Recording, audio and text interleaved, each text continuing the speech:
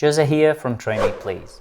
Did you know that there is one procedure that can totally change how your dog perceives a certain situation? I am referring to the Conditioned Emotional Response, or CER. And if you haven't heard about it before, you are going to love this video. Let's go! A conditioned emotional response is the feeling a dog has about a specific stimulus, situation, or environment. We can plan and manipulate conditioned emotional responses to improve our dog's lives. Let's look at a few examples. A nail clipper followed by clipping nails will usually create a negative conditioned emotional response. A nail clipper followed by delicious treats will usually create a positive conditioned emotional response. This assumes that the dog will naturally enjoy food treats and dislike the feeling of having her nails clipped. The dog gets in the car and goes to an open field where she can run and sniff. This is likely to create a positive conditioned emotional response. The dog gets in the car and goes to the vet office repeatedly for treatment. This is likely to create a negative conditioned emotional response. We assume here that the dog likes running and sniffing, but does not like the vet appointment.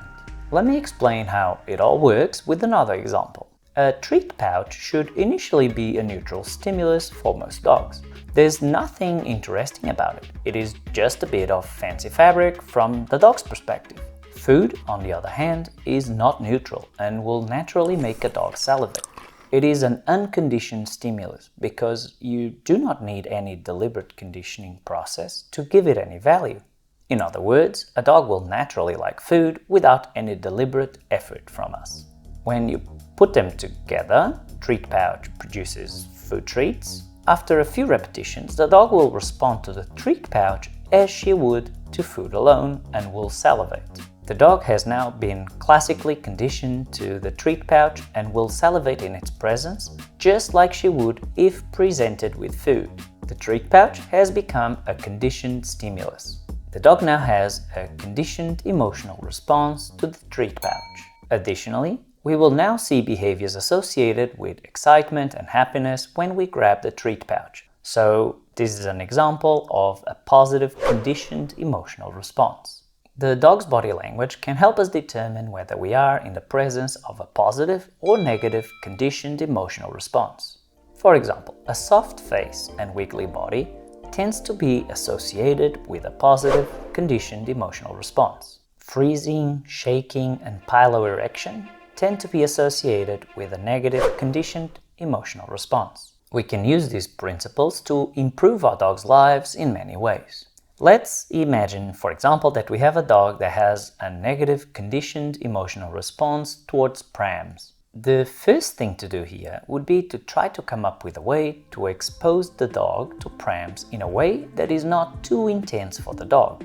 The dog can see it, but it is far enough in the distance to not cause any lunging or barking. We then pair the pram with something the dog really likes, such as food treats. Pram equals food treats. We can even be very deliberate about this and pause treat delivery when the pram goes away. Pram in sight again, more treats. We can then slowly decrease the distance to the pram and even play the look at that game. Most likely, this will create a positive conditioned emotional response towards prams, and we now have a dog that likes prams. Before we get to the intermediate and advanced portion of the video, could you please click the like button under the video? That really helps me a lot. Thank you. Classical and operant conditioning are two of the main procedures that shape how dogs, and humans, by the way, perceive the world. When we are talking about conditioned emotional responses, we are leaning more heavily on the classical conditioning side of things. With that said, the two procedures kind of go together all the time, and this can impact our training and how we teach. For example, if we think of a dog that is showing fear, we might have a variety of behaviors in front of us. Some would be involuntary responses, such as pupil dilation or shaking. There would even be some responses that we can't even see, such as hormonal changes in responses to a certain situation. Other responses would be voluntary, such as barking and moving away. Involuntary responses are not subject to operant conditioning. This means that you cannot reinforce pupil dilation or trembling. In general, this kind of means that you really cannot reinforce the emotion of fear. We can, however, reinforce the voluntary responses or behaviors. We can reinforce the dog for breaking eye contact with a fearful stimulus and look at us. We can reinforce the dog for moving away from the other dog or the scary person. The connection between classical and operant conditioning means that conditioned emotional responses are always present when we train our dogs. This is why clicker training and positive reinforcement training are such powerful tools to develop positive, conditioned emotional responses. A bit of a cheeky one, but all this stuff will work really well with friends, co-workers, partners, etc. Just saying. Now back to dogs. I often use a classical conditioning procedure to start a positive conditioned emotional response procedure and then quickly move to operant conditioning. Let's use our classic dog growling example here. Say that you have a dog that growls if he has a precious item when you approach. We can use desensitization and counter conditioning here to establish a positive conditioned emotional response. You show up and toss a few delicious treats. The dog might possibly tense up and freeze. Since we can't reinforce involuntary responses, it is totally fine to toss in the treats. The next step would be to slowly decrease the distance to the dog.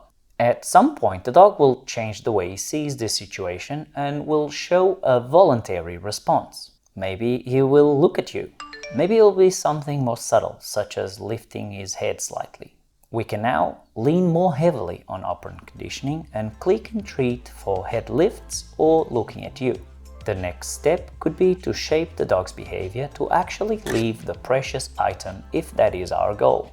In this example, we sort of moved from a primarily classical conditioning procedure to an operant conditioning one, but we did it bringing classical conditioning along for the ride.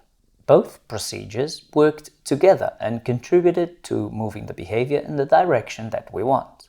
Now, I've got a question for you real quick. Were you already aware of conditioned emotional responses? Let me know in the comment section below. You can also show your support for the work that I do here by buying me a coffee. It's super easy. Link in the description below, along with lots of other resources on this topic. These are 2 other relevant videos that I think you will enjoy and that relate to conditioned emotional responses.